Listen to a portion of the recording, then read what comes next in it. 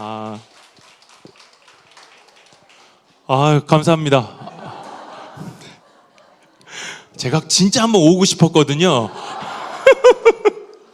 보니까 요즘에 소문이 너무 잘 났더라고요. 뭐 말씀도 좋고 사랑도 많고 교회 분위기가 좋다고 소문이 나서, 너무 소문이 나서 제가 한번 꼭 오고 싶었는데, 오늘 이렇게 귀한 자리에 저를 초청해 주셔서 감사합니다. 감사합니다. 근데 굉장히 놀랍네요. 제가 오늘 굉장히 낯선 곳에 왔는데 굉장히 오랜 시간 동안 배운 것 같은 그런 익숙함이 있어서 굉장히 당황스럽긴 하지만 여튼 와 보니까 참 좋은 교회인 것 같습니다. 우리 영상으로 이제 유튜버 보시는 분들도 한번 와 보셔요. 너무 너무 교회가 따뜻하고 분위기 좋고 목사님 설교 좋고 하여튼 성도님들 사랑하고 이런 소문이 난 교회 하여튼 와가지고 오늘 또 귀한 강의를 할 수 있게 되어서 참 하나님 앞에 감사드립니다. 혹시 제가 이 마이를 벗어도 죄가 되진 않겠죠? 감사합니다. 제가 조금 벗고 제가 하겠습니다.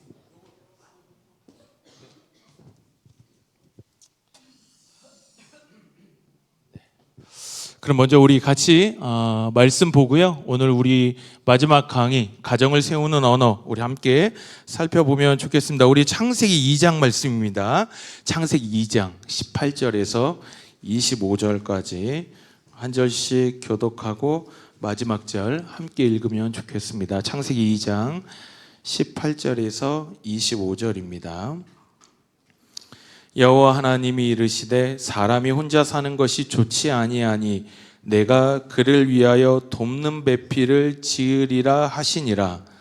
여호와 하나님이 흙으로 각종 들짐승과 공중의 각종 새를 지으시고 아담이 무엇이라고 부르나 보시려고 그것들을 그에게로 이끌어 가시니 아담이 각 생물을 부르는 것이 곧 그 이름이 되었더라. 아담이 모든 가축과 공중의 새와 들의 모든 짐승에게 이름을 주니라. 아담이 돕는 배필이 없으므로. 여호와 하나님이 아담을 깊이 잠들게 하시니 잠들매 그가 그 갈빗대 하나를 취하고 살로 대신 채우시고 여호와 하나님이 아담에게서 취하신 그 갈빗대로 여자를 만드시고 그를 아담에게로 이끌어 오시니 아담이 이르되 이는 내 뼈 중에 뼈요 살 중에 살이라. 이것을 남자에게서 취하였은즉 여자라 부르리라 하니라. 이러므로 남자가 부모를 떠나 그의 아내와 합하여 둘이 한 몸을 이룰지로다. 아담과 그의 아내 두 사람이 벌거벗었으나 부끄러워하지 아니하니라. 아멘. 이제 한번 우리 화면을 좀 보여주실까요? 화면을 띄워주시면 오늘은 이제 가정을 세우는 언어라는 주제를 가지고 제가 우리 성도님들과 함께 이렇게 저렇게 한번 고민을 해보려고 하는데요. 그 전에 혹시 부부끼리 오시면 손 들어봐 주세요. 부부끼리 왔다. 우리 결단하고 부부끼리 왔다. 옆에 함께 앉아 계신가요? 네. 함께 앉아 계신 분들은 여튼 부부가 함께 앉아 계시면 좋겠고요. 혼자 오신 분도 옆에 있다고 생각하세요. 지금 이 사랑하고 또 한편으로는 하여튼 복잡한 감정을 가진 이 존재가 옆에 있다라고 생각을 하시고 이제 강의를 들으시면서는 우리 요런 가정이 되기를 소망하면서 이런 예쁘지 않습니까? 굉장히 분위기도 좋고 제가 가져왔는데 참 잘 가져온 것 같습니다. 하여튼 분위기가 이런 분위기로 우리 가정이 회복되기를 소망하면서 그렇게 강의를 들으시면 좋겠고요. 강의를 들으실 때 보면 이런 가정 세미나는 이 특징이 있습니다. 가정 세미나 이런 강의를 들으실 때 먼저 꼭 기억하셔야 될 게 있어요. 이거를 꼭 기억하시면서 보시면 좋겠는데 이것만 기억해 주세요. 이거 한번 따라 하셔야 돼요. 굉장히 중요해요. 강의 듣기 전에 시작 한번 읽어보겠습니다. 시작. 이것만 기억해 주세요. 반드시 이걸 기억하셔야 돼요. 첫 번째로 꼭 기억하셔야 될 게 있다면 모든 내용은 누굴 위해 주신 거예요? 나한테 주신 거예요. 나한테 주신 거예요. 그러니까 이런 강의를 들으면 비슷해요. 이렇게 이제 부부가 앉아 계셔도 이제 강의 듣다 보면 들어 당신 들으라고 하는 내용 있잖아. 거의 이런 가정 세미나를 하면 옆에 배우자한테 주시는 말씀으로 생각하는데 누구한테 주시는 말씀이라고요? 나한테 주시는 말씀이에요. 그래서 제가 이거 강의를 준비하는데 저번 주 어떤 집사님이 저한테 오시더니 어머나 직분을 밝혔어요. 다시 한번요. 어떤 모르는 성도님이 저한테 이렇게 오시더니 밝은 얼굴로 이 온화한 미소를 머금고 부드러운 음색으로 저한테 뭐라고 하시냐면, 목사님 다음 주에 가정 세미나 하시죠? 저희 남편 박살 내주세요. 뭐 이러더라고요.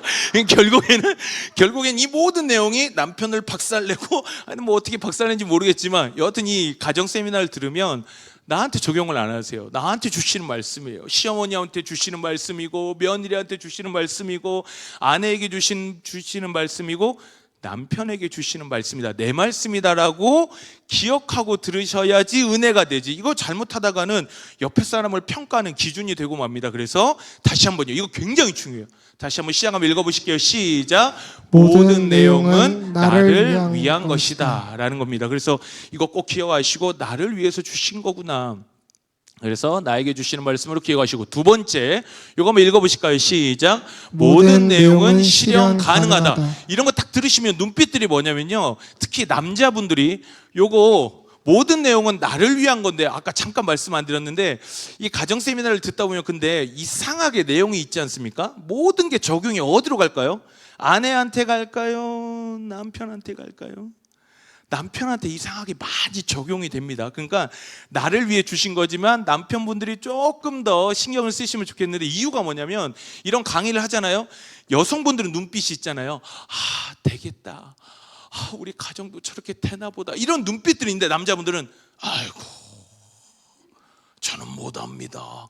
이런 눈빛들이 눈빛 속에 담겨 계시. 어떻게 생각하시냐면, 저거는 목사님이니까 되고, 저거는 이렇게 되니까 되고, 저거는 저렇게 되니까 되고. 그러니까 이런 거를 들으실 때 어떻게 들으시냐면, 이게 실제로 일어날 수 있는 일이다라고 생각하지 않고 들으시면 이것만큼 재미없는 게 없습니다. 그러나 이 모든 내용이 실현 가능하다라고 생각하고 들으실 때 이게 은혜가 됩니다. 그리고 소망이 되고요, 기대가 됩니다. 제가 저희 집도 어마무시했거든요. 저희 아버님이 정씨 가문인데, 정씨 가문이 정말 그 유명한, 저희 아버님이 이 영상을 보신다 해가지고 참으로 불편하긴 한데, 하여튼 이 정씨 가문이 굉장히 머댕가리가 없는 집안이에요. 그래가지고 어머니가 쇼핑할 때 남자들 다 그렇지 않습니까? 나 옷 좀 볼게. 그러면 남편들 어떻게 하세요? 봐. 그러고서 이제 담배 피셨다가 이제 저희 아버님도 이렇게 시간 좀 지나면 끝났어, 이거 한마디 하시는 분이에요. 술을 드셔야 그나마 사랑한다는 말이 나오는 그 머댕가리 없는 집안이 정말 저희 아버님 집안입니다. 저희 아버님이 정말 좋으신 분이지만, 성실하신 분이고 좋은 아버님이시지만 머댕가리는 하나도 없었어요. 제가 그거 다 보고 자랐잖아요. 근데 어느 날 제가 이런 걸 보고 자랐는데, 제가 참 감동적인 일이 있었습니다. 이 예전교회에 있을 때 5월 달이 되면 가정 설교를 많이 하세요. 목사님들이 가정하고 막 아내한테 잘하고, 한마디로 아내한테 잘해라, 싸우지 말고 이쁜 말 하고, 이렇게 하는 사람이 막 이제 설교를 하시잖아요. 설교를 끝내고 아내하고 딱 차를 타고 집에 오는데 아내가 이런 말을 하는 겁니다. 여보는 오늘 설교 들을 필요가 없더라. 이해가 안 되시는 것 같은데 다시 한번 저희 아내가 뭐라 말하냐면, 여보는 오늘 설교 들을 필요가 없더라. 어때, 성경 말씀 같지 않으십니까? 우리 아내가 이야기한 건 여보는 이미 다 하고 있기 때문에. 이럴 때 박수 한번 나오는데 다시 한번 해보겠습니다. 다른 게 아니고요, 제가 말씀드리고 싶은 건, 제가 어릴 때 보던 저희 아버님 모습은 진짜 여성에게 이렇게 못 배우셨죠. 그 시대 분들이 어떻게 하는지를 모르셨죠. 모르셔서 모른 것도 있지만 그런 감정 표현을 잘 못 하시던 분입니다. 근데 그런 어린 시절을 보낸 제가 말씀을 읽고 또 가정 세미나를 들으면서 깨달은 게, 이게 되겠더라고요. 된다라는 거죠. 왜냐하면 제가 지금부터 하는 모든 내용은 기본적으로 하나님 말씀을 기반으로 합니다. 저희의 모든 강의는 도덕이 아닙니다. 절대 오늘 도덕 배우러 오신 게 아니에요. 이쁘게 살자, 좋은 말 하자, 이건 도덕입니다. 저는 도덕을 나누고자 이 자리에 선 것이 아니라 말씀입니다. 하나님 말씀을 기반으로 우리는 가치를 뽑아내고 그 가치를 가지고 싸우는 거죠. 그래서 우리가 된다라고 기대할 수 있는 건 내가 노력해서 되는 게 아닙니다. 내가 믿고 있는 그 진리, 주의 말씀이 우리를 변화시키죠. 검과 같이 날카로워서 우리의 생각과 우리의 가치관과 우리의 지금까지의 모습을 다 쪼개서 새롭게 만드시는 것이 주의 말씀의 능력이지 않습니까? 그러니까 모든 가치가 말씀으로부터 출발하기 때문에 우리는 기대할 수 있는 겁니다. 이거 여기서나 하는 내용이지, 교회에서나 하는 내용이지, 집에 가면 안 된다, 이런 게 아니라 이 되겠구나. 될 수 있다. 그런 소망하는 마음을 가지고 강의를 들을 때 우리 가정에 아름다운 믿음의 변화가 일어날 줄 믿습니다. 그래서 오늘 들으실 때 기대하세요. 우리 가정이 이런 모습으로 변화되기를 기대하고 꿈꾸면서 강의를 듣는 겁니다. 그리고 그 말씀을 나에게 주시는 말씀으로 들을 때 오늘의 이 강의는 의미가 있을 겁니다. 그래서 이 강의가 조금이나마, 제가 그랬어요. 아내한테 오늘 강의가 어떤 분들에게 조그마한 위로가 되었으면 좋겠다.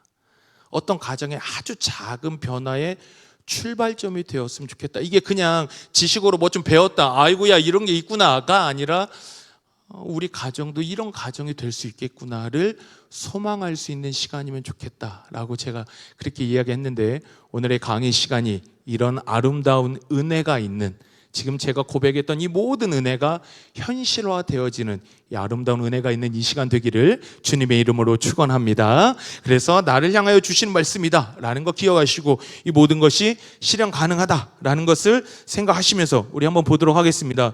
제가 가정을 세운다라고 했을 때 제가 가져왔던 주제는 언어, 이 언어. 그러니까 저는 딱 그렇게 생각을 하는 거죠. 가정을 세우는 방법 중에는 여러 가지가 있을 겁니다. 그 가정을 세우는 다양한 방법 중에서 저는 가장 기본이고 가장 중요한 게 있다라고 한다면 언어라고 생각한 거죠. 왜 그렇게 제가 생각을 했느냐라고 한다면 저는 그렇게 생각합니다. 우리 한번 이 글귀를 쭉 한번 읽어보시면 좋겠습니다. 읽어보실까요? 시작.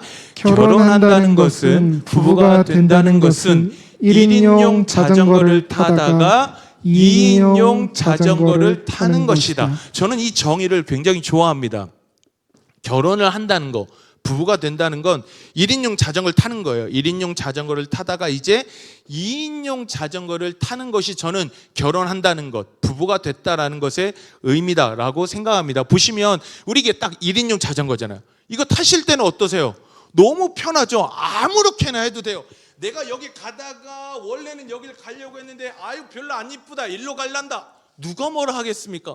막 자전거 타다가 앞바퀴 들고 막 뒷바퀴 들고 막 비집고 아무도 뭐라 안 할 겁니다. 혼자 자전거 탈 때는 이거 자전거 도로 아닌데도 막 숲속으로 가도 되고요, 막 이 오프로드로 가도 되고 아무 문제가 안 됩니다.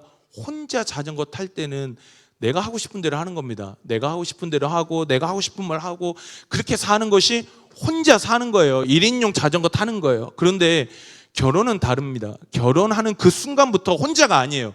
이거 명확하게 기억하셔야 됩니다. 결혼하는 그 순간부터 혼자가 아닙니다. 이걸 결단도 안 하고 결혼하면 말도 안 되는 겁니다. 내가 이미 한 사람이 아니라 결혼하면 어떻게 되죠? 두 사람이 이렇게 타는 거예요. 그럼 두 사람이 타면 혹시 2인용 자전거 타보셨어요? 우리 집사님 2인용 자전거 타보셨어요? 타봤어요. 데이트 하실 때 타셨어요? 네. 괜히 앞에 앉았다 싶으시죠? 그러면 타시면서 어떠셨어요? 2인용 자전거 타보시니까 좀 어때요? 힘들죠. 힘들죠? 왜 힘드셨어요? 남편이 힘들죠. 남편이, 그러니까 이게 2인용 자전거 탈 때 힘들어요. 왜 힘드냐면 혼자 탈 때는 그냥 혼자 이렇게 비비면 되거든요. 근데 2인용 자전거를 타면 우선 앞에 남자가 타잖아요. 이게 중요한 의미가, 저는 굉장히 중요한 의미가 있어요. 누가 시키지도 않잖아요. 남자가 앞에 탈래, 여자가 앞에 탈래, 이거 논쟁하지 않습니다. 대부분 가면 당연히 남자가 앞에 타지 않습니까? 딱 그게 있는 거예요. 가정을 이끄는 사람은 있잖아요. 우선 남자이신 거예요. 남자가 힘이 있잖아요. 힘이 있으니까 딱 중심을 잡는 거예요. 그 다음에 페달을 밟는데 문제가 뭐냐면 2인용 자전거는 내가 페달을 앞에서 밟으면 뒤에서 같이 페달을 움직입니다. 근데 혼자 밟는 게 아니라 이제 누구 거를, 뒤에 있는 사람 것까지 내가 페달을 밟아야 돼요. 그럼 여자분도 어떻게 해야 돼요? 같이 밟아줘야 돼요. 거기서 안 밟고 아우 힘들어 이러면 남자는 죽어나는 겁니다. 이제 막 아우 주님 오실 것 같고 막 이게 내가 괜히 했구나 싶고. 그러니 페달을 밟을 때 앞에 사람이 페달을 밟으면 뒤에 사람도 같이 함께 해야 돼요. 회전을 할 때도 이제는 마음대로 혼자 하면 안 돼요. 혼자 하면 둘이 같이 할 때 어떻게 될까요? 사진을 보시면 둘이 같이 하면 이렇게 되니까 얼마나 예뻐요. 같이 한 방향을 향해서. 혼자 갈 때야 마음껏 가도 된다니까요. 가다가 나 산길로 한번 가봐? 이거 매력적인데? 막 가도 돼요. 그런데 2인용 자전거를 타면 절대 그렇게 하시면 안 되죠. 왜요? 뒤에 다른 사람이 있잖아요. 나 혼자 타는 거 아니잖아요. 뒤에 다른 사람이 있고 나와 함께 하는 사람이 있는 겁니다. 그러면 자전거의 방향을 바꿔도 어떻게 해야 될까요? 상의해야 돼요. 상의를 해야 돼요. 말을 안 해요. 남편들이 대부분 스타일들이 다는 아닙니다. 다는 아니지만 질르고 오시잖아요. 계약했다. 하기로 했어. 그러면 아내분이 이걸 왜 하려? 하기로 했어. 남편이 하기로 했으니까 그냥 가는 거예요. 이러면 이건 혼자 지금 결혼을 하셨는데 아직도 혼자 자전거를 타고 계신 겁니다. 두 분이 같이 타셨으면 중요한 게 뭐냐면 우리가 어디로 갈 거야? 얘기를 해야 돼요. 언어로서 대화를 해야 돼요. 우리 어디 갈 거야? 우리 저 경치 보러 갈 거야? 저거는 어때? 이건 어때? 페달을 좀 밟아. 힘들면 얘기를 해야 돼요.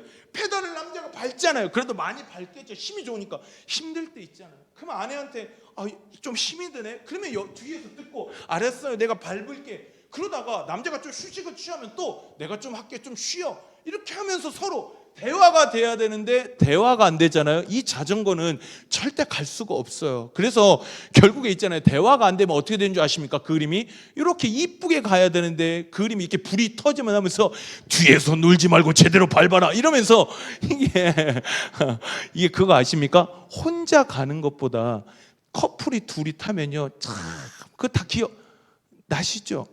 나시잖아요? 아닌가요? 하여튼 자전거를 혼자 탈 때야 마음껏 가서 좋지만 둘이 함께 할 때 경치의 의미가 달라집니다. 참 그냥 가면 원래 풀이었는데 너무 아름답다. 이게 혼자 보면 그런 감동이 없지만 함께 가면 누리는 감동이 있죠. 근데 그 감동을 누리기 위해서는 대화를 해야 돼요. 대화를 해야 돼요. 대화를 하셔야 돼요. 대화 안 하고 앞에서 마음대로 가면 이 뒷사람은 너무 힘든 겁니다. 그래서 저는 기억하시면 좋을 게 왜 제가 언어라는 주제를 가정 세미나의 핵심으로 키워드로 잡았느냐? 이게 저는 모든 가정의 출발점이고 가정이 앞으로 함께 나아가기 위해서 필요한 것 대화라고 생각을 했기 때문입니다. 그래서 대화를 많이 하실 때 이렇게 함께 갈 수 있게 되어지는 겁니다.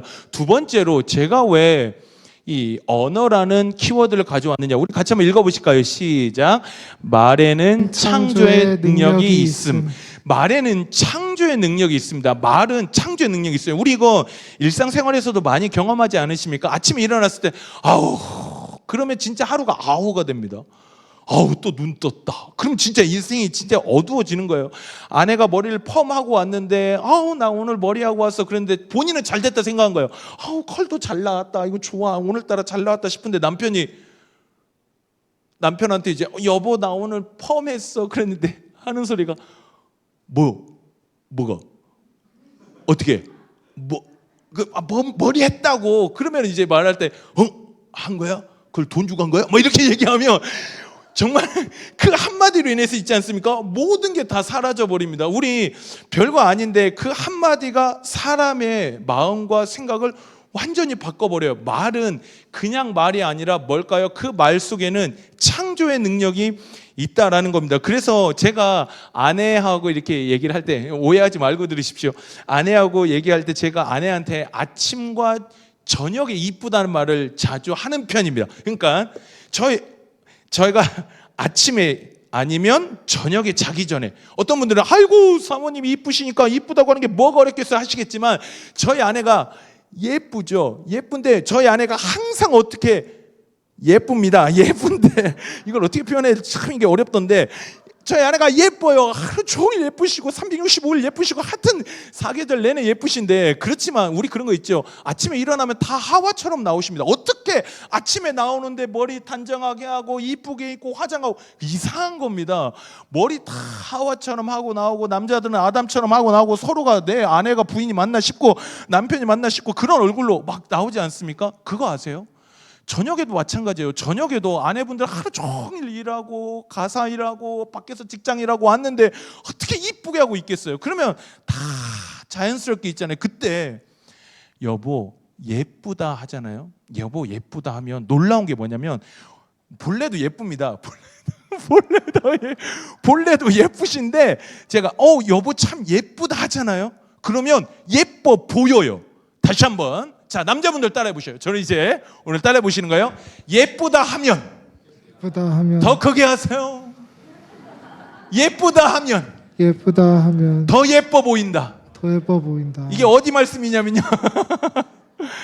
제가 예쁘다라고 말하잖아요. 그럼 이 말에는 창조의 능력이 있습니다. 그래서 말을 하는 그 순간에 그 말이 만들어내요. 의미를 만들어내고 그 의미를 이 말로부터 시작이 되더라라는 겁니다. 그래서 우리의 입술은 창조의 능력이기 때문에 굉장히 중요해요. 제가 제일 싫어하는 말이 있어요. 나는 뒤끝이 없어. 이런 분이 있어요. 나는 뒤끝이 없어. 뒤끝이 없겠지요. 앞에서 다 얘기하셨는데 뭔 뒤끝이 있으시겠어요? 이거 어마어마한 겁니다. 앞에서 다 얘기했는데도 뒤끝이 있잖아요. 그건 진짜 하나님 앞에 돌아보셔야 돼요. 내가 뒤끝이 없다고 막 얘기하신 분들이 있어요. 그 말 한마디가 상대방의 마음을 천국으로 만들 수도 있고요, 생지옥으로도 만들 수 있어요. 남편이 아내한테 말할 때 당신 지금까지 뭐 했어? 애들 뭐 했어? 뭐 하긴요? 본인이 모르니까 물어본 거잖아요. 지금 뭐 했어? 본인이 모르시는 건데 아내는 그토록 고생하고 하는데, 요즘에 아이 키워보셨잖아요. 제가 사역을 하다 보면 이렇게 사역도 힘들긴 하지만 저는 애들하고 어릴 때 있는 게 너무너무 쉽지 않더라고요. 막 애들은 에너지 있죠. 저는 지쳐가지고 아빠 놀아달라 그러죠. 저는 막 놀아줄 힘이 없죠. 근데 저희 아내 하는 거 보니까 제가 그래서 존경스러운 거예요. 저희 아내는. 그런데 그거를 다 깡그리 무시하고 한마디 하는 거예요. 당신 지금까지 뭐 했어? 이 한마디가 사람의 마음을, 남편들 중에 그런 말씀 하십니다. 나는 뒤끝이 없어 여보. 나는 뒤끝이 없어. 말 같지도 않은 말입니다. 진짜 그 뒤끝이 본인한테는 안 남지만 상대방한테는 남아요. 그래서 이게 상처가 돼요. 시어머니는 중에, 여기서 시어머니 많이 계시지 않습니까? 우린 권사님들이잖아요. 우리 권사님들인데 이런 말씀 들으면 안 돼요. 그 권사님 때문에 며느리가 힘들어하더라, 이런 말 들으시면 안 돼. 전 진짜 가슴이 아픕니다. 그런 말 하시면 안 돼요. 내가 이 며느리가 남의 집 귀한 사람입니다. 남의 집에 귀한 따님이 온 거예요. 근데 그 권사님 때문에 힘을 얻고 이래야지. 권사님 그 한마디가, 그 시어머니 한마디가 며느리의 가슴에 천국이 되고 지옥이 되게 만들어요. 힘이 있다니까요. 말에 힘이 있어요. 어떤 남자분들은 그랬어요. 나는 그런 거 못합니다 목사님. 아우 나는 천성적으로 못해요. 막 DNA가 그런 DNA가 없어요. 막 야들야들한 DNA가 없어요. 직장에서 하시잖아요. 돈을 위해서는 하시잖아요. 돈을 위해서는 별것도 다 합니다. 고객을 만났는데 진상이에요. 아우 고객님 진상이시네요. 제 머리털라고 보신 중에 제일 진상이시네요. 쉽지만 활짝 웃으시잖아요. 그리고 아우 매너가 좋으시네 해요. 그 돈을 벌기 위해서는 내가 해요. 근데 나에게 맡겨주신 이 귀한 가정, 내 귀한 아내, 우리 자녀를 위해서 이쁘다 한마디를 못해요? 이건 말이 안 되는 겁니다. 어떤 분들은, 제가 아까도 설명드렸잖아요. 저 옛날 진짜 버댕가리 없었어요. 별명이 해골이었다니까요. 고등학교 때. 음산하고 음침하고 어둡고 전 친구가 거의 없었습니다. 하나님이 주신 귀한 사람이잖아요. 그럼 말에 창조의 능력이 있다는 걸 기억하셔야 돼요. 내 말 한마디가 사람을 살리기도 하고 사람을 무너뜨리기도 해요. 그래서 우리 여기 계신 남편분들 말씀하실 때 있잖아요. 내 말이 우리 아내를 살리기도 하고 주저앉게도 하는 겁니다. 시어머니의 한마디가 며느리를 살게도 하고 주저앉게도 하는 겁니다. 그래서 이 강의를 들으실 때 말에는 창조의 능력이 있다, 이거 절대로 잊지 마시고 꼭 기억하시면 좋겠고요. 우리 화면을 좀 보여주실까요? 우리 같이 한번 읽어보시겠습니까? 시작. 또 배를 보라. 그렇게 크고 광풍에 밀려가는 것들을 지극히 작은 키로써 사공의 뜻대로 운행하나니 이와 같이 혀도 작은 지체로 돼 큰 것을 자랑하도다. 보라 얼마나 작은 불이 많은 나무를 태우는가. 보시면 이거 배를 누가 움직여요? 큰데 큰 배를 누가 움직인다고요? 작은 키입니다. 근데 그 작은 키가 뭐냐? 혀예요. 작은 키를 사공의 뜻대로, 사공이 그 작은 혀를 어떻게 사용하느냐에 따라서 배가 올바르게 가기도 하고 부딪히기도 하는 것입니다. 여기 뭐라고 말해요? 혀가 작아요. 아주 작아요. 작은데 작은 불이 얼마나 많은 나무를 태우는가. 작은 불이 많은 나무를 태우듯이 이 말에는 창조의 능력이 있고 힘이 있어가지고 이게 태워버리기도 하고 울창하게도 만드는 겁니다. 올바르게 가기도 하고 잘못 가기도 하고 상처를 주기도 하고 사람을 살려내기도 하고, 이게 말에 있어요. 근데 이 말을 함부로 하면 안 되는 겁니다. 안 되는 겁니다. 내가 그런 거 못해요가 아니라 말에 창조의 능력이 있구나, 이거 꼭 기억하셔서 우리의 입술이 사랑의 입술이 되시고 사랑을 창조하고 은혜를 창조하고 믿음을 창조하는, 이럴 때 아멘 하시면 좋은데 다시 한번 없었던 일로 하고 한번 해보겠습니다. 우리의 모든 성도님들의 입술이 은혜의 입술, 또 사랑의 입술, 은혜의 입술 되셔서 사랑과 은혜와 믿음을 창조하시는 복된 삶을 살아가시는 모든 분들 되시기를 주님의 이름으로 축원합니다.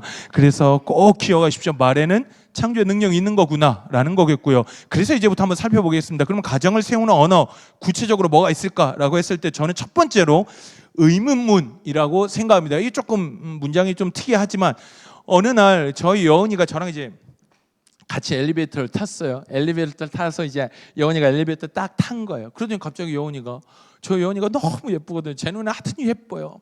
예쁘고 그 귀여운 얼굴로 저한테 얼굴을 보면서 저한테 물어본 거예요. 아빠, 엄마는 왜 아빠랑 결혼했어?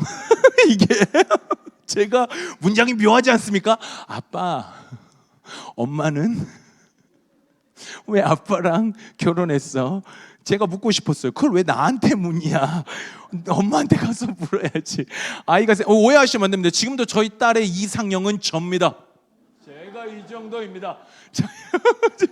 저희 아들과도 잘 지내는데 하여튼 딸의 생각 속에 왜 저를 이상형으로 분명하게 얘기했는데도 왜 엄마는 아빠랑 결혼했을까라고 했을 때 딱 들었을 때 있잖아요. 당황한 거예요. 제가 왜? 너가 볼 때는 너희 엄마가 결혼할 사람이 아닌데 결혼한 것 같더냐? 라고 물어보고 싶었지만 그 의문문이 있잖아요. 그 질문이 저로 하여금 굉장히 많은 생각을 하게 했습니다. 질문, 내가 우리 아내랑 왜 결혼했지? 저는 신앙도 마찬가지라고 생각합니다. 우리의 신앙이 나태하지 않고 메마르지 않고 이 신앙이 생명력 있는 신앙이 되는 가장 중요한 방법 중에 하나가 저는 질문 던지기라고 생각합니다. 스스로에게 질문 던지는 겁니다. 하나님 앞에 잘 사는 거냐? 하나님 앞에 진짜 잘 살고 있냐? 이거 던지지 않잖아요. 계속 사람이 자기 만족에 빠져서 끝도 없이 나태해집니다. 저는 결혼도 마찬가지라고 생각합니다. 우리가 질문을 해야 됩니다. 내가 왜 우리 아내와 결혼을 했지? 내가 왜 결혼을 하려고 내가 왜 결심을 했을지. 우리 박주동 집사님은 왜 결혼하기로 결심하셨어요? 하나님께서요. 사랑하라고. 잠깐만요. 문장이 잠깐만 위험한 문장인데요. 그러니까 본인의 마음은 없으신데 하나님께서 사랑하라 하셔서 사랑한 건 아니죠. 그러니까 그냥 저의 의지로. 저의 의지로. 굉장히 지혜로운 우리 집사님이십니다. 왜 결혼하셨습니까? 우리 이제 많은 삶을 살아오신 이제 우리 권사님, 우리 집사님과 왜 결혼하셨어요? 글쎄요. 잠깐만, 없었던 일라고 다시 한번 해보겠습니다. 권사님, 제가 여기서부터 거기까지 천천히 갈게요. 생각을 아름다운 답을 한번 준비해 주시고 제가 갑니다. 이제 권사님, 우리 다 없었던 일로 해요. 제가 이제 가는 거예요. 자, 이제 우리가 결혼 생활하면서 우리가 질문을 자주 던져야 되는데 잠깐 한번 오랜 세월을 먼저 살아오신 우리 선배님께 잠시 한번 마이크를 넘겨볼까 합니다. 우리 권사님, 집사님과 왜 결혼, 그때 어떤 결심이 딱 서셔서 결혼해야겠다 이 남자랑, 이런 마음을 가지셨습니까? 글쎄, 저는 아니 맨 처음에는 이제 좋아했거든요. 네. 제가 처음에는 뭐라고요? 좋아했어요. 이제 우리 먼저 백수사님. 좋아하셨군요. 예, 아니 먼저는 아닌데 네. 이제 이 백수사님이 저를 좋아한 거예요. 백지사님도 예, 좋아했는데 저는 좀 싫어했었어요, 사실은. 좋아하셨고요. 거두어 주신 거네요, 그러니까. 그래가지고 그래갖고 이제 했는데 결혼을 하긴 했는데 결혼을 하긴 했는데. 예. 괜찮아요. 속 편하게 얘기해서 이제 하나님 앞이니까요. 편하게 하셔도 돼요. 예, 그래서 예수를 이제 믿지를 않았어요, 이 사람은요. 예, 그래서 저는 결혼하기 전에 하나님을 믿고 교회에 나오면은 이제 결혼을 하겠다고 그렇게 했는데 그렇게 하겠다고. 그러면 그런 이제 결심도 보여주시고 이런 게 보여주시니까 결국에는 있잖아요. 우리 지금 이제 권사님께서 잘 말씀해 주셨는데 두 사람이 사랑해서 하신 겁니다. 다들 공통적인 건 우리 결혼식에 가면 서약하시지 않습니까? 이 사람을 평생 뭐 머리가 퍼프리가 되도록 뭐 백발이 되도록 이 한 사람만 사랑하겠습니까? 네, 다 하시잖아요. 그 맹세와 서약 앞에서 두 분이 이제 부부의 길을 걷는 겁니다. 저는 꼭 기억하시면 좋겠어요. 내가 이 사람하고 왜 결혼했지? 싸우려고 결혼한 분은 없습니다. 내가 이 사람이 너무 귀하고 내가 옆에 있는 내 아내가 너무 소중해서 이 사람과 함께 이 길을 걷겠노라 결단을 하고 그 시작점을 함께 한 거죠. 그래서 저는 꼭 계속 질문을 던지시면 좋을 것 같아요. 가정을 세움에 있어서 가정을 세우는 언어에 있어서 출발점이 뭐냐? 저는 계속 질문을 던지는 것이라고 말씀드리고 싶습니다. 그래서 가장 중요한 것, 여보 요즘 어때? 행복해? 이거 물어보셔야 돼요. 저는 한 번씩 자주 물어봐요. 여보 행복해? 여보 행복해? 대답이 살짝 늦게 나올 때가 있습니다. 그때 회개하면 돼요. 잘못했구나. 여보 행복해. 우리 한번 옆에 분 한번 봐보실까요? 옆에 아내와 남편이 계시다고 생각하세요. 그냥 옆에 계시고, 자 옆에 한번 보셔보세요. 장로님도 옆에 보시고요. 자 이제 권사님 옆에 계시다고 생각하시고, 여보 행복해 한번 여쭤보겠습니다. 시작. 여보 행복해. 여보 행복해. 여보 행복해. 이게 문제가 뭐냐면 있잖아요. 잘 보면 가정 문제로 오신 분들 있잖아요. 상담을 받으시고 하는 분들, 문제는 꼭 어디 있다고 말하세요? 옆에 있다고 얘기해요. 나는 이 정도면 괜찮은 남편이지, 나는 이 정도면 괜찮은 아내지 라고 생각하십니다. 정말 중요한 건 내 생각이 아닌 겁니다. 나의 아내가 지금 어떻게 느끼고 있는가 를 물어보셔야 돼요. 그래서 여보 어떻게 생각해? 나는 왜 결혼했지를 끊임없이 질문하는 그 질문, 그것이 바로 저는 가정을 세우는 언어의 첫 출발이라고 생각합니다. 그래서 자주 질문하시면 좋겠습니다. 두 번째로 가정을 세우는 구체적인 언어가 있다라고 한다면 우리 같이 한번 읽어보시겠습니까? 시작. 배우자를 돕는 배필로서 인정하고 존중하며 격려하는 언어라고 저는 생각합니다. 우리 배우자를 볼 때 이 배우자가 어떤 존재인가? 돕는 배필로. 이건 사람의 말이 아닙니다. 하나님께서 오늘 말씀을 주시는데 잘 보십시오. 이거 굉장히 재밌습니다. 자, 저를 눈을 따라 쭉 따라와 보세요. 여호와 하나님이 이르시되 사람이 혼자 사는 것이 좋지 아니하니. 보세요. 좋지 아니하니. 창세기 1장과 2장 중에, 창세기의 기사 중에 유일하게 좋지 않다. 여기 하나입니다. 다 좋았더라, 보시기에 좋았더라, 다 좋았더라인데 좋지 않더라. 최초입니다. 그래서 하나님이 좋지 않은 거, 혼자 사는 거 좋지 않구나. 그래서 그를 위하여 돕는 배필을 지어야지 라고 하신 거예요. 근데 안 지어요. 보세요. 돕는 배필을 지으리라 하시니라 하고 안 지어요. 바로 안 짓죠. 그 다음에 뭐가 나와요? 여호와 하나님이 이제 막 들짐승들, 막 짐승들 이름을 아담에게 짓게 합니다. 그러니까 아담이 뭐 어떻게 했을지 모르겠지만 아담이 이름을 지었대요. 그래서 아담이 모든 각축과 공중의 새와 들의 모든 짐승에 뭐를 줘요? 이름을 주는 거예요. 놀러 와봐. 너는 어떻게 인상이 이러냐? 하마. 너는 넌 이빨이 악어. 뭐 하여튼 어찌했을지 모르겠습니다. 여튼 아담이 막 이름을 지어 주는데 보세요. 처음에 하나님이 혼자 있는 것이 보기 좋지 않아서 돕는 배필을 지으리라 하시니라 하고 바로 안 짓고 아담이 노동을 합니다. 아담에게 맡겨진 일을 하죠. 일을 하면서 아담이 모든 짐승에게 이름을 주고 난 다음에 또 하나님이 느끼신 게, 아이고 아담이 배필이 없네. 하나님은 사람을 노동하는 존재로 처음부터 창조하셨습니다. 창조하신 건 노동하는 사람입니다. 근데 그 노동하는 사람, 일을 하는 사람으로 하나님이 창조하셨는데 그 일을 함에 있어서 혼자 있으니까 안 되겠더라. 그래서 하나님께서 처음엔 지어야지 하고 바로 지은 게 아니라 아담이 또 일을 막 해요. 그러더니 일 혼자 하는 걸 보더니 아이고 있어야겠다라고 생각하셔서 그 아담에게 돕는 배필을 지어주신 겁니다. 결국엔 이 돕는 배필이라는 의미는 단순히 그냥 잔소리하는 게 아닙니다. 내 아내가 지금 막 잔소리하고 나한테 여러 가지 말을 한다 이런 의미가 아니라 내가 내 일을 하고 내 삶을 이끌어감에 있어서 필요한 게 무엇이냐면 돕는 배필. 그러니 돕는 배필은 말을 해야 돼요. 기분 상해하지 마십시오. 아내가 뭔가 얘기할 때 기분 상해하지 마십시오. 이건 당연한 겁니다. 돕는 배필인데 도와줘야 하지 않겠습니까? 우리 이거 남자분들 첫 번째 강의할 때 많이 상처받으셨다고 연락을 받았습니다. 왜 남자가 띨띨이고 여자만 똘똘이냐? 뭐 이렇게 생각하시는데 저도 거기에 좀 저는 기본적으로는 여성이 더 위대하다고 생각합니다. 그때 저 옛날에 가정 세미나 갔는데 이걸 얘기할 강사분들이 대부분 이 예화를 많이 들어요. 그때 앞에 있던 어떤 장로님급은 아니신데 하여튼 연세가 조금 있는 분이 기분 나쁘다고. 우리 남자들도 똘똘하다고. 이게 하신 겁니다. 그랬더니 권사님 같이 연세가 조금 있으신 분이었어요. 정확히 뭐 저는 모르는 분이, 이분이 발언권도 안 줬는데 이게 뭐 울컥 하신 거예요. 일어나더니 제가 좀 하나 발언 좀 하겠습니다. 잘 상처받지 말고 들으세요. 남자가 먼저 죽으면 여자는 어떻게 해요? 장수합니다.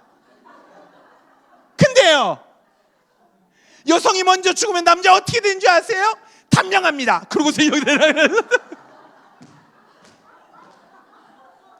제가 아멘 할 뻔했어요. 그렇잖아요. 현실 그렇잖아요. 남자분들은 먼저 다 그런 건 아니지만, 일반화할 수 없지만, 그렇지만 이게 하나님의 창조의 순서인 겁니다. 사실은 뭐 여자만 어떻게 똘똘하고 남자만 띨띨하겠습니까? 이 표현도 좀 개보수 마음 상하기도 하지만, 그러나 여성이 가진 장점이 있고 남자가 가진 장점이 있죠. 그래서 저는 무조건 한쪽만 띨띨이냐 똘똘이냐라는 개념보다는 우리 하나님께서 에베소서, 화면 좀 보여주실까요? 에베소서 말씀을 보면 하나님께서 말씀하십니다. 에베소서 5장에 아내들은 남편에게 복종하고, 뭐 남편들은 사랑하기를 그리스도께서 교회를 사랑하신 것 같이 해라, 뭐 이렇게 하신데, 이 모든 문장에 주동사가 없습니다. 이거 다 종속절입니다. 그러니까 주동사가 딱 그 위에 있어요. 지금 개역개정은 문단 나누기를 잘못했는데 여기에 주동사가 없습니다. 주동사가 뭐냐면 그 위에 있는 21절입니다. 우리 같이 한번 읽어보실까요? 시작.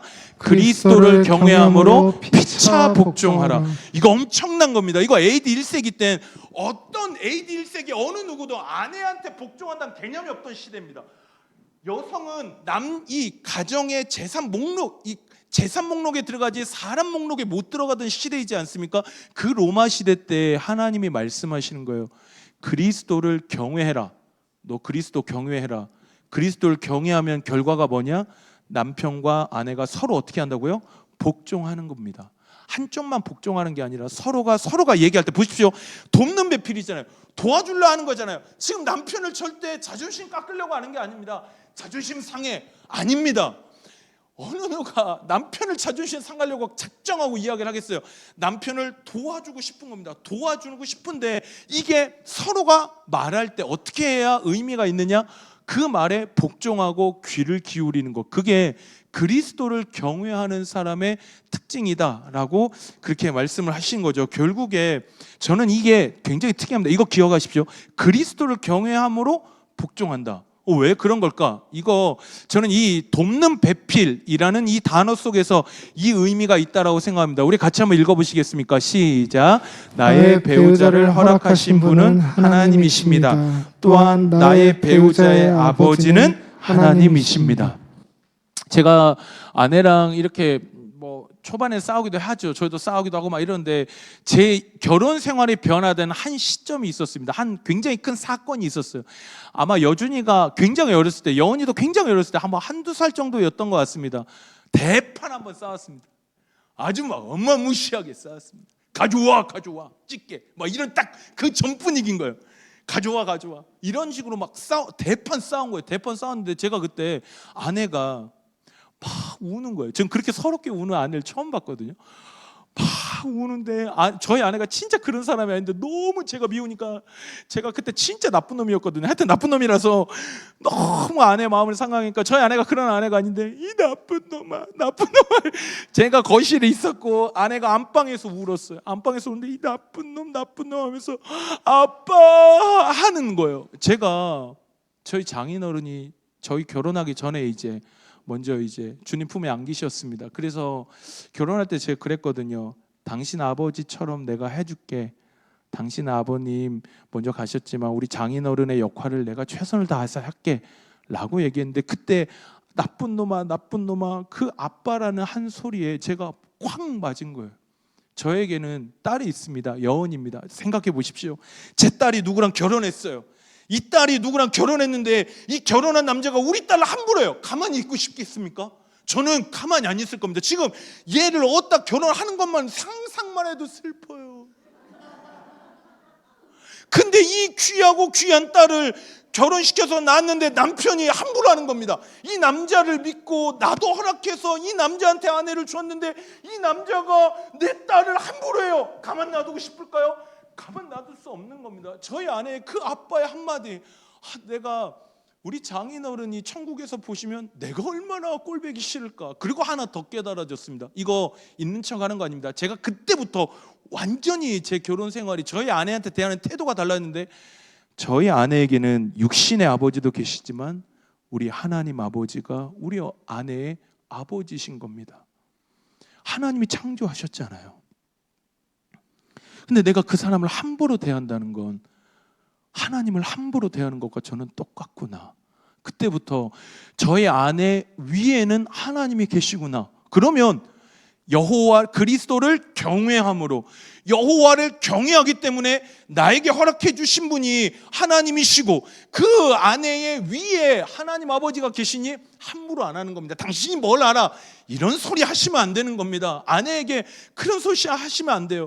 시어머님들은 내 며느리가 너무 귀한 사람이지 않겠습니까? 저의 어머님이, 저희 이제 아내한테는 시어머님이죠. 저희 어머님은 아직도 반 존댓말을 쓰십니다. 저희 아내에게. 밥 먹었어? 요조를 붙이세요. 반말을 쉽게 절대 거의 안 하세요. 그래서 제가 물어봤어요. 엄마 왜 그렇게까지 해요? 그랬더니 저희 어머니가 엄마도 딸이 있잖아 이러시는 거예요. 네 여동생 있잖아. 네 여동생이 우리 집에 왔다고 생각해 봐라. 내가 그렇게 할 수 있겠니? 네 동생 있잖아. 그러니까 나는 우리 은혜한테 잘한다. 저희 아내는 시댁 가자고 하면 얼굴 찡글 일이 없어요. 음식 다 돼 있지요. 가서 드시면 되고요.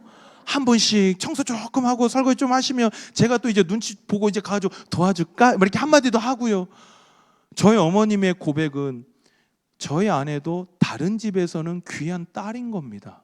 그리고 그 위에는 하나님이 계시지요. 그래서 저희는 우리 아내를 절대 함부로 할 수 없습니다. 하나님이 베풀어 주신 돕는 배필이다라는 거죠. 그래서 우리가 꼭 하지 말아야 할 게 있다라고 한다면 저희가 한번, 이거 굉장히 이 문구가 저는 굉장히 좋았는데 우리 같이 한번 읽어보시겠습니까? 여기부터 시작. 행복한 가정을 위해 필요한 것은 사랑이 아닙니다. 예의와 인정과 예쁜 말을 추천합니다. 이걸 김창욱 씨가 그런 말을 했습니다. 굉장히 공감이 되었습니다. 행복한 가정을 위해서 필요한 건 사랑. 그거 가슴 떨리고 심장 떨리고 막 터질 것 같고 이런 것보다 더 중요한 건 아내에 대한 예의가 있어야 됩니다. 아내를 인정해 주는 거죠. 여보 너무 고생했다라는 그런 인정, 그런 이쁜 말이 오히려 아내를 살리는 겁니다. 가정을 세우는 거죠. 돕는 배필로 주신 내 아내의 존재를 내가 존중하고 인정하는 것. 이게 저는 너무 마치 하나님의 이 가치관이 그대로 잘 드러나는 좋은 문장이라고 생각합니다. 그래서 우리가 이제 해야 될 게 뭐냐면, 자 이제 중요한 거죠. 당신이 뭘 알아? 그렇게 하시면 안 되는 거죠. 어떻게 해요? 당신은 어떻게 생각해를 물어보셔야 돼요. 돕는 배필이잖아요. 나와 함께 할 사람이잖아요. 그러면 내가 마음대로 다 정하지 말고 어떤 일이 있을 때 아내들 속 터지게 하지 마시고, 영상 보시는 남편들 있지 않습니까? 속 터지게 하지 마시고 뭔 일이 있으면 물어보는 겁니다. 여보 어떻게 생각해? 이게 이미 존중이에요. 아내를 존중하는 거잖아요. 어떻게 생각해? 라고 해야 되고, 당신이 뭘 알아? 이거보다 여보 당신 말에 의미가 있네 라는 겁니다. 그리고 딱 하나요. 고마워 여보 고마워. 우리 한번 옆에 분 보셔요. 부부끼리 한번 보실까요? 옆에 한번 부부를 보시고 여보 고마워 한번 해보겠습니다. 시작. 여보 고마워 여보. 그리고 단 한 가지 더요. 저는 이게 더 중요한 것 같아요. 꼭 이거 실천해 주세요. 이거 정말 중요한 것 같아요. 돕는 배필이기 때문에 자기에 대한 불만족이 있습니다. 아내로서 잘 못한 것 같고, 엄마로서 잘 못한 것 같고, 아빠로서 잘 못한 것 같은 자격지심이 있습니다. 그래서 저는 정말 돕는 배필이기 때문에 필요한 말이 무엇이냐면 이 말이라고 생각합니다. 고마워 여보. 그리고 여보 지금 너무 잘하고 있어. 다시 우리 같이 한번 해보실까요? 시작. 고마워 여보. 그리고 여보 지금 너무 잘하고 있어. 너무 잘하고 있어요. 우리 영상 하나 보여주시겠습니까? 1번 영상을 잠깐 보겠습니다.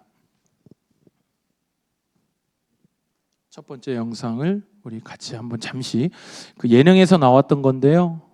보겠습니다. 소리 크게 해주세요. 더 크게 해주세요. 도망가자. 나라야 잘하고 있어. 나라야 잘하고 있어. 나라야 잘하고 있어. 나라야 잘 잘하고 있어. 나라야 잘하고 있어.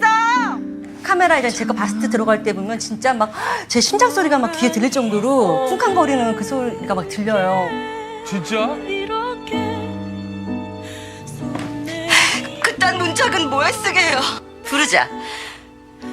부르자. 나라야 잘하고 있어. 나라야 잘하고 있어. 나라야 잘하고 있어. 나 눈물 나. 나라야. 승아야, 너 정말 잘하고 있다. 승아야, 너 진짜 잘하고 있어. 승아야, 너 잘하고 있어. 너 정말 잘하고 있어. 정말 잘하고 있어. 소민아, 너 진짜 잘하고 있어.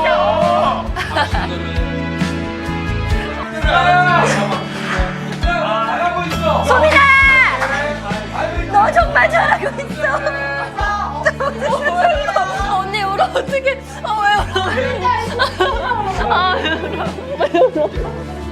울어? 몰라. 그치 이거 눈물 난다니까. 이거 너무 슬픈 거야.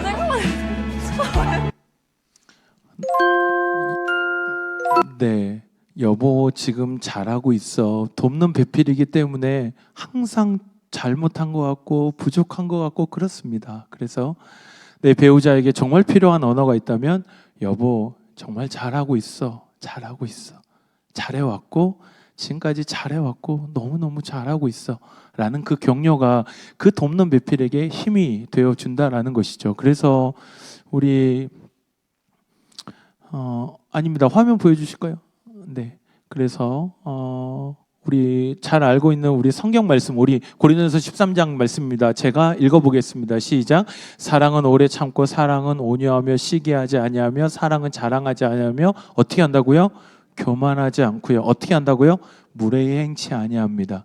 나에게 돕는 배필로 주신 귀한 사람이기 때문이죠. 그래서 남편이 아내를 그렇게 존중해 주잖아요. 돕는 배필로. 아내가 남편을 그렇게 존중하잖아요. 그러면 어떻게 될까요? 자녀들이 또 존중해요. 우리 영상 짧은 거니까 하나만 더 볼까요? 남편이 아내를 존중하고 할 때 어떻게 될까요?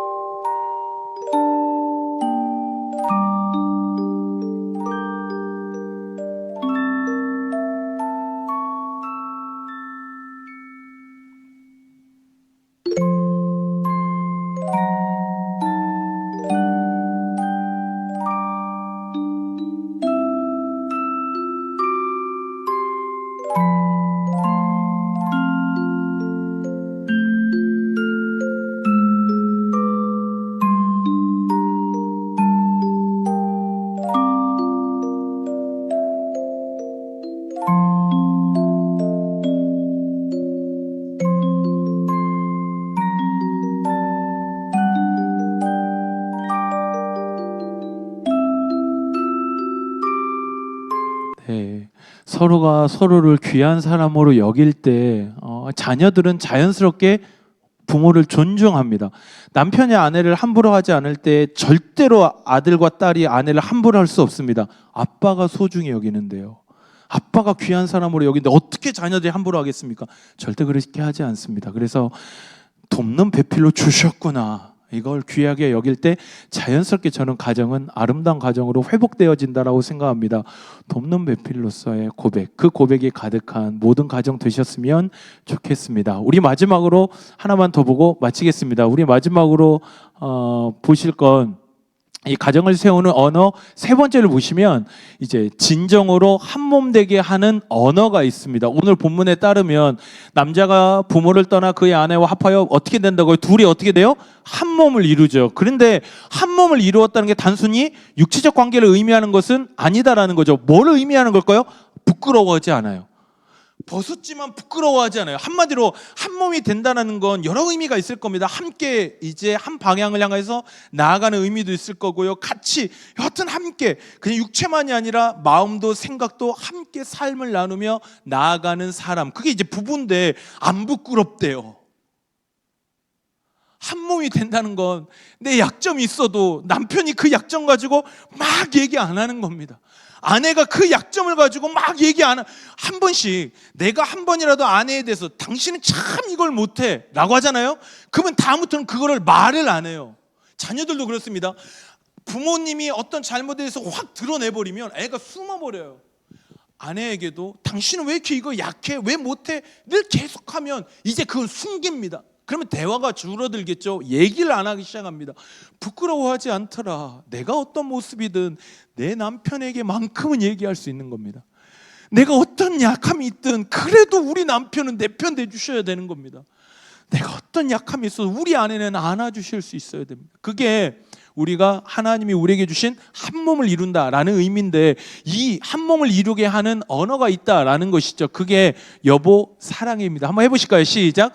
여보 사랑해. 이 사랑해는 소리 언어입니다. 우리 한글이 그렇죠. 소리 언어라서 뜻이 없지만 여기 한자를 붙여서 해석한 재밌는 걸 봤는데 한번 잠깐 보시겠습니까? 이 사랑해라는 단어 안에 뭐가 있냐면 이걸 한자를 붙여가지고 죽을 싸 이래가지고 너랑 나랑 영원히, 그래가지고 이거를 딱 모아놓으면 뭐가 되냐면 이게 하나씩 사라져서 의미가 모아지면 이렇게 되는 겁니다. 이 의미가 뭐냐면 뜻을 보면 이제 너랑 나랑 죽을 때까지 함께 하자, 이런 고백이다라는 거죠. 그래서 앞에도 말씀드렸지만 저는 목사님 주님 오셔도 안 됩니다 라고 하시는 분들 있지만 이 언어로 나와 아내가 하나 될 수 있다면 이것만큼 저는 아름다운 고백은 없다고 생각합니다. 한번 교회니까 힘을 내셔서 한번 해보실까요? 자, 옆에 한번 보셔요. 이제 아내분들 한번 보실까요? 아무 정말 미칠 것 같지요? 정말 주께서 왜 이곳에 나를 보내셨나 싶으시죠? 그러나 우리 아내와 내가 한 몸 될 수 있고 위로 될 수 있다면 이거보다 좋은 게 어디 있겠습니까? 한 번만 고백해 보겠습니다. 여보 사랑해 볼게요. 시작. 여보 사랑해. 여보 사랑해. 여보 사랑해만큼 좋은 언어가 없습니다. 우리 이제 넘겨주실까요? 화면으로 이제 거의 막바지에 들어갑니다. 우리 화면 보여주실까요? 두 번째로 여보 미안해가 있습니다. 한 몸 되게 하는 언어 중에 여보 사랑해 그리고 여보 미안해가 있습니다. 하나만 말씀드리고 싶어요. 싸움하잖아요. 저는 그 사건, 아까 말씀드린 그 사건 이후로 단 한 번도 부부싸움 한 이후에 아내가 먼저 미안하다고 말한 적이 없습니다. 이건 제 아내가 제 뒤에 있으니 제가 말씀드릴 수 있지만, 부부가 싸움을 딱 하잖아요.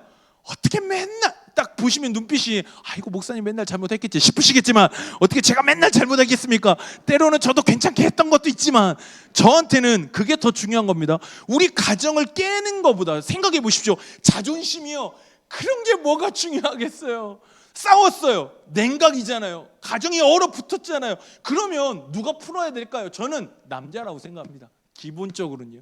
왜냐하면 남자에게 이 힘을 주셨잖아요.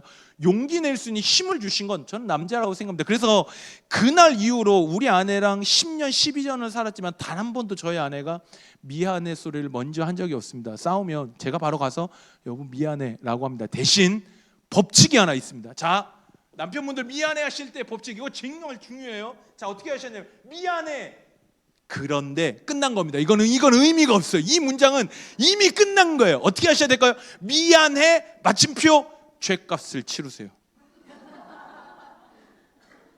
판결이 날 동안 기다리세요. 미안해 하고 그런 데를 붙이잖아요. 아무 의미가 없어져요. 그냥 미안해 그 한마디가 사람을 회복시킵니다. 서로 나뉘어졌던 마음을 다시 하나로 묶어줍니다. 그래서 우리 화면 좀 보여주실까요? 보시면 이 영상이 되는 것 같은데, 우리 한번 이거 읽어보실까요? 시작. 우리의 결혼은 계약 결혼이 아니라 뭐죠? 언약 결혼입니다. 계약 결혼은 이익을 위해서 만나는 겁니다. 언약 결혼은요, 예수 그리스도께서 우리를 위해서 죽으셨죠. 죽어서 우리의 신랑 되시고 우리가 신부 되게 하셨습니다. 예수 그리스도가 신랑 되시고 우리가 신부 된 건 승리를 통해서가 아니라 희생이었습니다. 그래서 우리의 결혼은 언약 결혼입니다. 내가 이 사람한테 뭘 얻어먹고 내가 내 자존심 다 세뇌고 내가 더 높은 사람이다를 말하고자 결혼한 게 아닙니다. 우리의 결혼은 우리의 하나님께서 맺어주신 결혼이기 때문에 희생하고 안아주고 싸매어주는 게 하나님이 우리에게 주신 결혼이다라는 거죠. 우리 영상 하나만 보고 이제 마치려고 합니다. 우리 같이 한번, 이게 이제 남자의 자격이라는 프로그램에서 나온 호스피스에서 이제 생애가 얼마 남지 않은 분 이분을 만났을 때 일인데 짧은 영상입니다. 요거 보고 이제 마무리하겠습니다. 내 평생을 불러봐도 다 부르지 못하고 당신 곁을 떠나야 하는 이 현실을 받아들이기가 어찌 해볼 수 없다는 것이 너무 힘들고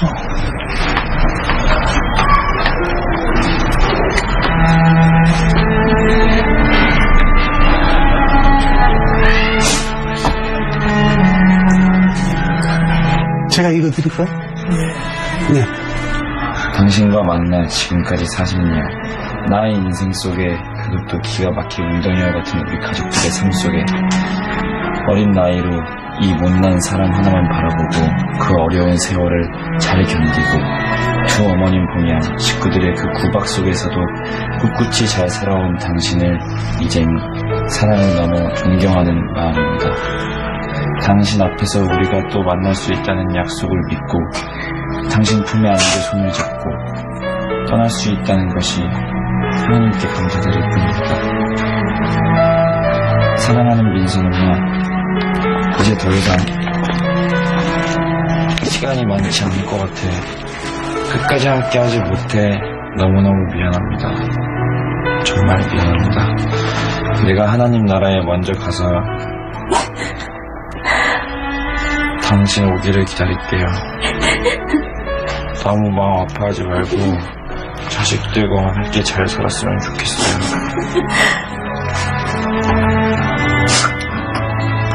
우리 꼭 만난다는 걸 알고 내게를 오기를 기다립니다. 나의 흔적들이 당신 곁에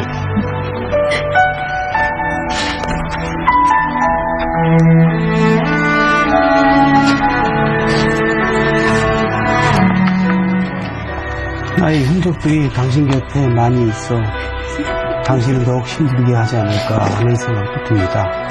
하지만 그 흔적 속에서 내가 남아 당신과 함께하고 당신을 지켜주고 싶습니다. 사랑하는 민선 엄마, 다시 한번 고백합니다.